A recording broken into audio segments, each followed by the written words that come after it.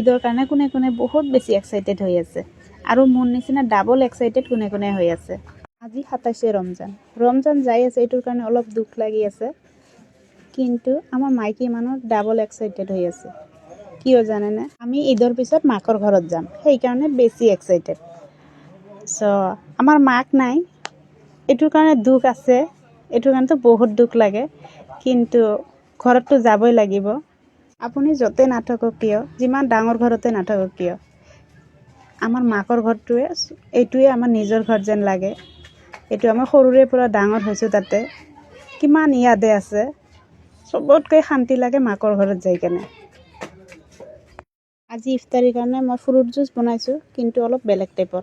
সদায় বনাওঁ, কিন্তু আজি অলপ বেলেগ টাইপৰ বনাইছোঁ। সদায় অলপ বেলেগ বেলেগ টাইপৰ বনাওঁ, কিন্তু আজি দিছোঁ মই চানা। ভাজা চানাটো আছে যে, এইটো বাকলি এৰাই কেনে মিক্সাৰত গ্ৰাইণ্ড কৰি ফ্ৰুটৰ লগত দি দিছোঁ। আৰু এইফালে মই বনাইছোঁ মটন। আৰু ৰোজাৰ মাহটো ৰোজা ৰাখি মোৰ নিচিনা কাৰ কাৰ এনেকৈ ৱেইট বাঢ়ি গৈছে কমেণ্টত জনাবচোন। পূৰা মাহ ৰোজা ৰাখি মানুহে কৈ ক্ষীণাই যায়, কিন্তু আমিতো বেছিয়ে শকত হৈ যাওঁ। দিনটো নাখালে কি হৈছে, কিন্তু ইফতাৰীৰ পিছততো পূৰা একদম দৌৰা দৌৰি কৰি কিন্তু কামো কৰা হয়, কিন্তু ক্ষীণাই নাযাওঁ। কিয় বা? আৰু এটা কথা, এনে দিনত আপুনি চব্জি বনাওক, যিয়ে বনাওক, টেষ্ট কৰি চাব।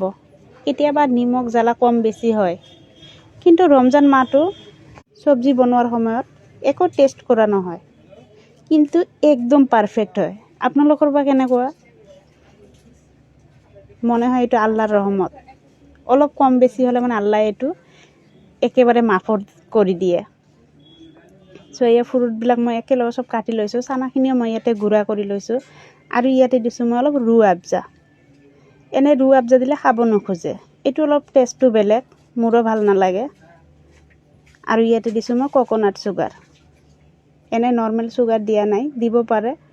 আৰু ইয়াতে দিছোঁ মই চিয়া চিডছ, আৰু ইয়াতে যে ঠাণ্ডা গাখীৰ। এতিয়া মই ফ্ৰিজত থৈ দিম। মই জুচটো আগতে বনাই ফ্ৰিজত থৈ দিওঁ, বেছি ঠাণ্ডা হ'লে খাই ভাল লাগে।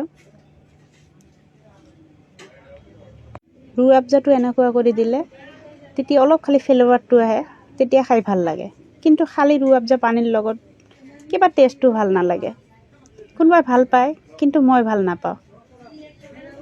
এই ফ্ৰুটবিলাক চব আজি কাটি মই ৰেডি কৰি লৈছোঁ। আগতে গাজৰো আজি মই দিছোঁ, আৰু বিট দিছোঁ।